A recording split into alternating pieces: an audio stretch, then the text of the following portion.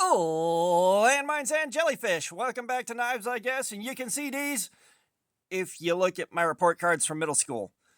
But do me a favor and hit that like button, and we're going to take a look again at the Jin Rhino. So let's take a look at what we're holding, because it'll bother you if I don't, and it actually has, and you know I love you.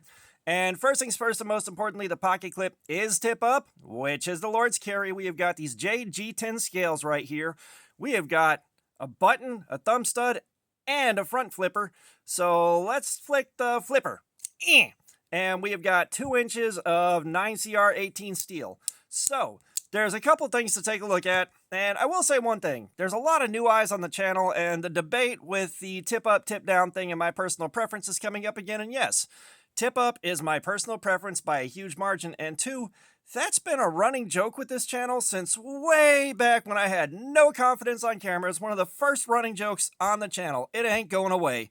But, all that being aside, we're taking a look at this thing again real quick just because I like doing a video letting you know what I'm going to carry for the next week, how I'm going to guess it's going to do, all that sort of thing. And the assembly video for this for Jin was a completely separate thing. And Jin is the first guys to support the channel, and they send me stuff to check out when they release it, and they sent this to me to look at. I didn't pay for it out of pocket.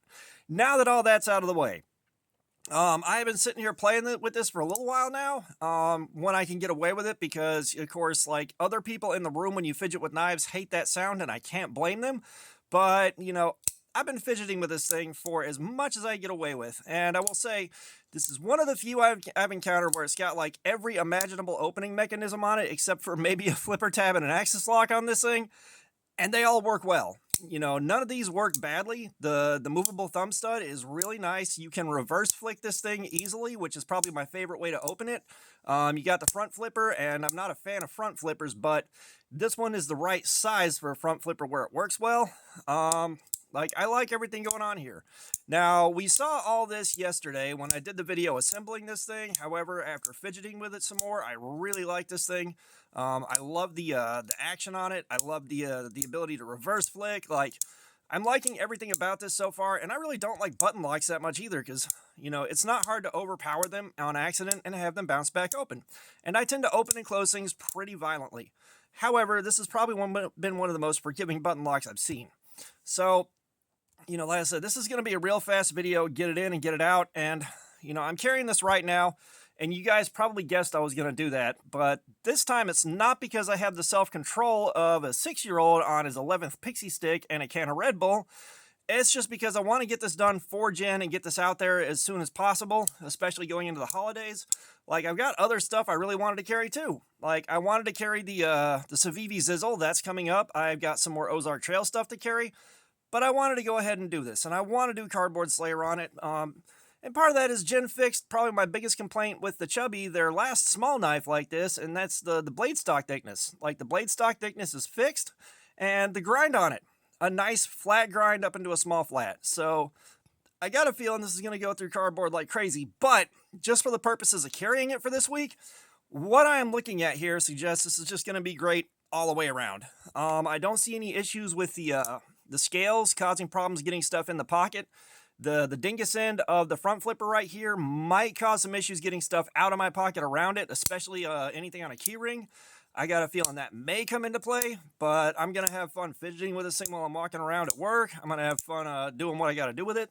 The factory edge on this thing was great. That was a 176 on the tester, and I mean, it cuts. It cuts.